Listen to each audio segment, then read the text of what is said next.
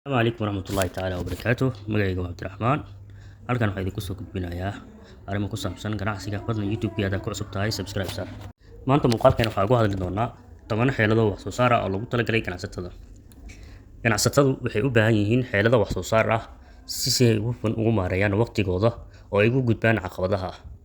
halkani waxaan idinku soo gudbinayaa 10 xeelado wax soo saar ah oo ka caawin kara inaad noqoto ganacsade wax soo saar badan leh xeelada koowaad qorshe maalin walba qorsheynta maalin walba waa mid ka mid ah hababka ugu fiican ee lagu kordhiyo wax soo saarka isticmaal jadwal ama qorshe hawleed si aad u hubiso inaad diiradda saarto hawlaha ugu muhiimsan tani waxay kaa caawinaysaa inaad ka fogaato waqti lumis diiradda saar hawlaha muhiimka ah xirfadlayaasha ugu guuleysiga badan waxay had iyo jeer diiradda saarayaan hawlaha ugu muhiimsan halkii aad ka qaban lahayd hawlaha fudud waxay ku dadaalayaan inay waqti ku bixiyaan hawlaha keenaya natiijooyinka ugu weyn ee ganacsigooda ka fogow mashaqooyinka iyo carqaladeynta waa arrin weyn oo dib u dhigta wax soo saarka iska ilaali social media emailada iyo fariimaha aan muhiimka ahayn intaad shaqaynayso waxaa wanaagsan inaad isticmaasho waxa loo yaqaan don't distract markaad telefoonkaada qaybta kore aad fiirisid waad ku arkaysaa wuxuu kaa saacidayaa inaadan waxyaabo message-yada iska soo dhacayaan fariimaha iska soo dhacayaan notification-ka kuu furan oo kale kulli ay ka xiran yihiin intaad wax qabanayso isticmaal tiknoolajiyadda iyo abyada wax soo saarka leh waxaa jira barnaamijyo badan oo kaa caawinaya inaad si fiican u maareyso waqtigaaga sida Google Calendar-ka oo kale wuxuu kaa saacidayaa inaad jadwal qurux badan aad samaysato weliba alarm uu leeyahay salaas wuxuu kale 12 saac markaas oo kacdid markaas salaadaada aad tukatid 12 ka dhahdo kala aalmiita sameynaya hal saac dhexdid shaqaa galaya waqti hebel programkaas qabanaya waqti hebel programkaas qabanaya waqti hebel programkaas doorkii dooraad tukanaya salaad dooraad tukanaya kadib oo qadinaya dar shaqada ku laabanaya soo marka waxyaabahaas idil waxay ka saacidayaan inaad wax soo saar yeelato qof productivity leh aad noqoto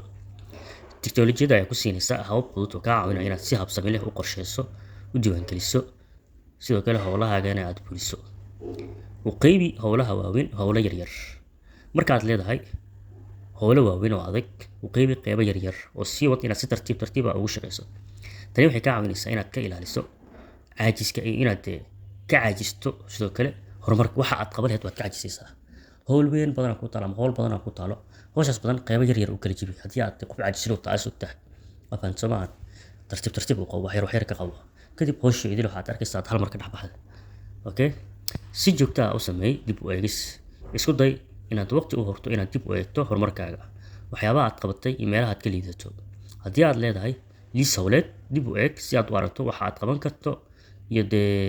sidii hore si ka fiican ama u qaban kartaa ka fogow multitasking waxaa lahaa inaad howlo badan hal mar isku qabato howlo kala duwan weliba kan hal mar qabanaa kan waxaana hal mar isku qabanaa inaad dhahid soo marka adaa meesha ku lumaya waxaa lagu taliyaa inaad ka fogaato multitasking-ka sida inaad isla waqtigaas qabanayso dhowr howl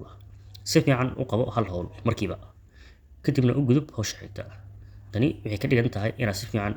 diiradda aad u saarto mid kasta oo ka mid ah hawlahaaga si hufan u maareey waqtigaaga waqti xadidan ayaa kaa dhigaya inaad si taxadar leh ugu fikirto hawshaada tusaale ahaan waad isticmaali kartaa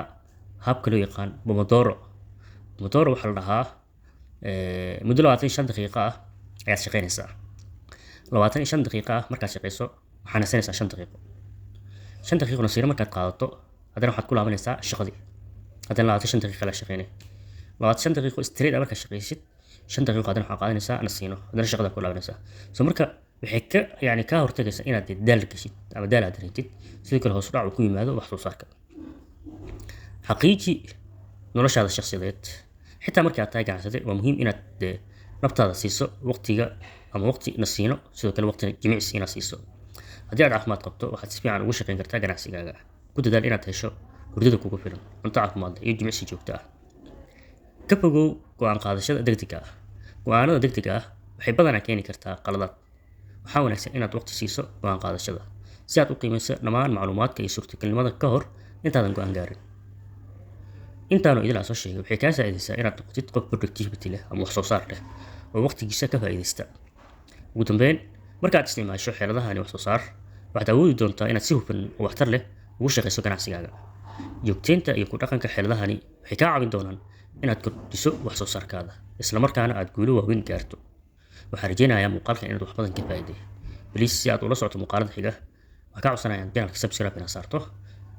si ay dhiirigelin igu noqoto insha Allah. waxaa la wixii talo su'aalo aqabtid commentiga ugu rab sidoo kale gmailka igu soo dir insha Allah. soo dhawaada.